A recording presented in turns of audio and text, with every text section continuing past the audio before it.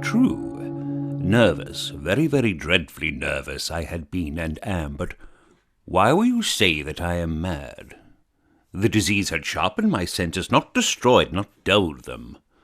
Above all was the sense of smell acute. I smelt all things in the heaven and in the earth. I smelt many things in hell. How then am I mad? Hearken and observe how healthily, how calmly I can tell you the whole story. It is impossible to say how first the idea entered my brain, but once conceived, it haunted me day and night. Object there was none, passion there was none. I loved the old man. He had never wronged me. He had never given me insult. For his gold I had no desire. I think it was his odour. Yes, it was this. He had the odour of raw meat and wet dog. Whenever it fell upon me, my blood ran cold, and so by degrees, very gradually, I made up my mind to take the life of the old man, and thus rid myself of his stench forever. Now this is the point you fancy me mad. Madmen know nothing, but you should have seen me. You should have seen how wisely I proceeded, with what caution, with what foresight, with what dissimulation I went to work.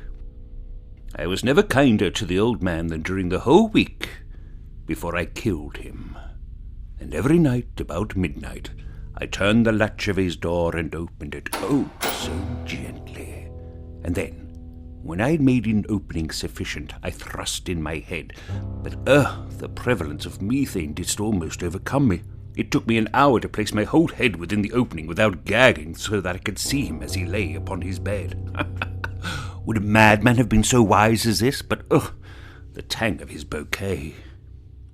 And this I did for 7 long nights, every night, just at midnight. But I found the rectum always quiet, and so it was impossible to do the work, for it was not the old man who vexed me, but his evil odour. And every morning, when the day broke, I went boldly into the chamber and spoke courageously to him, calling him by name in a hearty tone, and inquiring how he had passed wind in the night.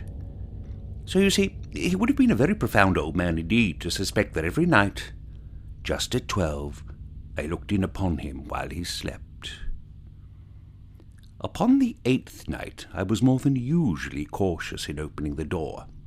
A watcher's minute hand moves more quickly than did mine. Never before that night had I felt the extent of my own powers, of my sagacity. I could scarcely contain my feelings of triumph to think that there I was, opening the door little by little, and he not even to dream of my secret deeds or thoughts. I fairly chuckled at the idea, and perhaps he heard me, for he broke in suddenly. Now you may think that I drew back, but no. His room was as black as pitch with a thick darkness, for the shutters were closed fastened through fear of robbers, and so I knew that he could not see the opening of the door, and I kept pushing it on steadily, steadily. I had my head in when my thumb slipped upon the knob, and the old man sprang up in bed crying out, "Who's there?" I kept quite still and said nothing. For a whole hour I did not move a muscle, and in the meantime I did not hear him lie down. He was still sitting up in the bed listening, clenching his arse cheeks, just as I have done night after night, hearkening to the death watchers in the wall. Presently I heard a slight, and I knew it was the of mortal terror. It was not the of pain or of grief, oh no. It was the low, stifled sound that arises from the bottom of the bowels when one is baking brownies. I knew the sound well. Many a night, just at midnight, when all the world slept, it has welled up from my own bowel, deepening with its dreadful echo the terrors that distracted me. I say I knew it well. I knew what the old man felt and pitied him, although I chuckled at heart. I knew that he'd been lying awake ever since the first slight noise, when he had dropped his guts in the bed. His fears had been ever since growing upon him. He'd been trying to fancy them causeless, but could not. He'd been saying to himself, "It is nothing but the wind in the chimney. It is only a mouse crossing the floor. It is merely a cricket which has made a single chop."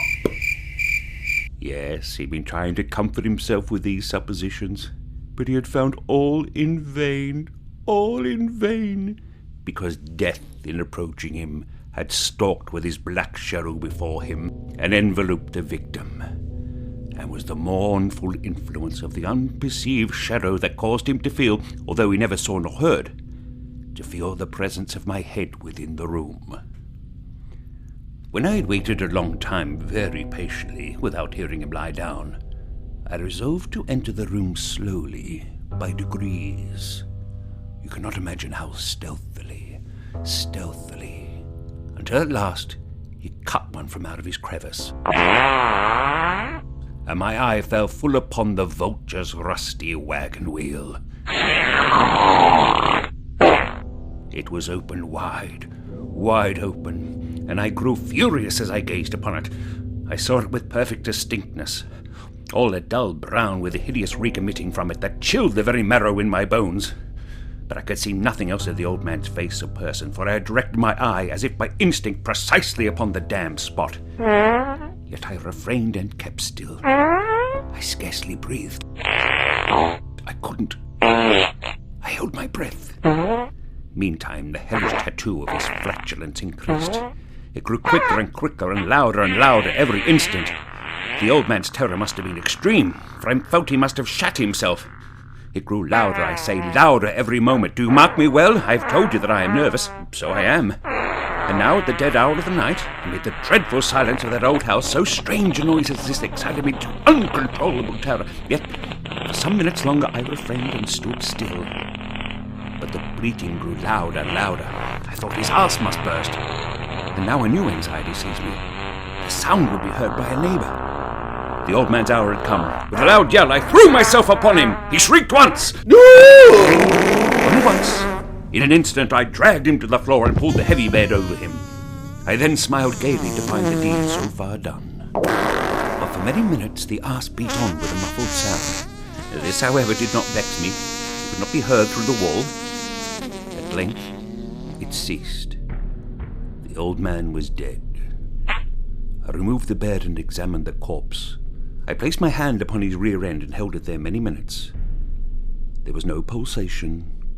He was stone dead. His flatulence will trouble me no more. If you still think me mad, you'll think so no longer when I describe the wise precautions I took for the concealment of the body. The night waned, and I worked hastily, but in silence. First of all, I dismembered the corpse. I cut off the head and the arms and the legs, and lighted a scented candle. I then took up 3 planks from the flooring of the chamber, and deposited all between the scantlings. I then replaced the board so cleverly, so cunningly, that no human eye, not even his, could have detected anything wrong. There was nothing to wash out, no brown stain of any kind, no blood spot whatever. I had been too wary for that. A tub had caught all. When I had made an end of these labours, it was 4 o'clock, still dark as midnight. As the bells sounded the hour, there came a knocking at the street door. I went down to open it with a light heart, for what had I now to fear? There entered 3 men, who introduced themselves with perfect suavity as officers of the police. A shriek had been heard by a neighbour during the night. Suspicion of foul play had been aroused. Information had been lodged at the police office, and they, the officers, had been deputed to search the premises. I smiled, for what had I to fear? I bade the gentleman welcome. The shriek, I said, was my own in a dream. The old man I mentioned was absent in the country. I took my visitors all over the house. I bade them search well. I led them at length to his chamber. I showed them his treasures, secure, undisturbed.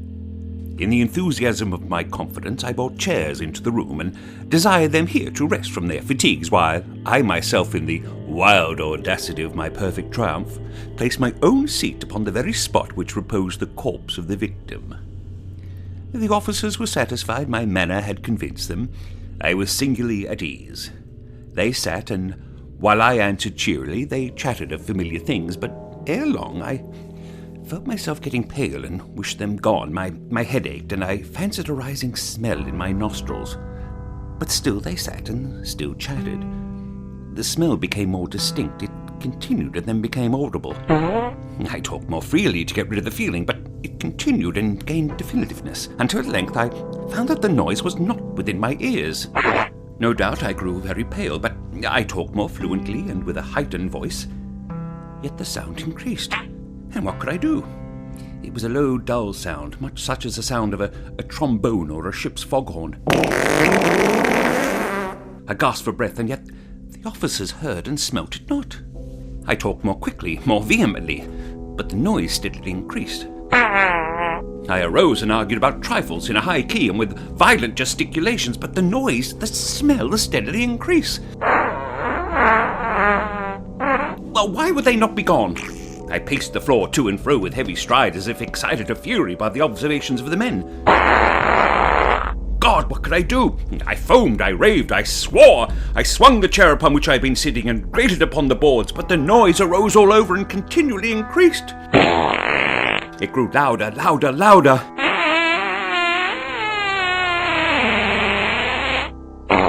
And still the men chattered pleasantly and smiled. Was it possible they heard not? Smelt not? Almighty God, no. They heard, they smelt, they suspected, they knew. They were making a mockery of my horror. This I thought, and this I think. But anything was better than this agony. Anything was more tolerable than this derision. I could bear those hypocritical smiles no longer. I felt that I must scream or die, and now again, hark, louder, louder, louder!